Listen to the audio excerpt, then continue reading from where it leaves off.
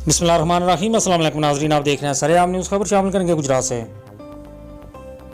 DPO Gujarat Ahmad Nawaz Shah की हिदायत पर पुलिस थाना सिटी सराय आलमगीर ने 12 साल बच्चे से बदफेली करने वाले मरकजी मुलजमान को गिरफ्तार कर लिया।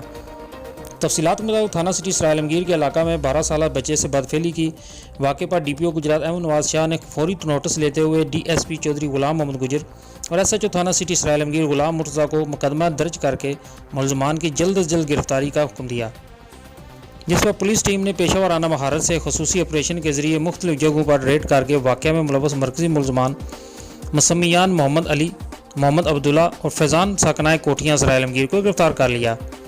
गिरफ्तार मुलजमान से मज़ीद तफ्तीश का आगाज़ कर दिया गया है। DPO गुजरात अहमद नवाज शाह का कहना है कि मासूम बच्चों से की इज्जतों से खेलने वाले दरिंदों को कानून के कटहरे में लाकर करार वाकई सज़ा दिलाई जाएगी और किसी भी किस्म के रिलीफ नहीं दिया जाएगा।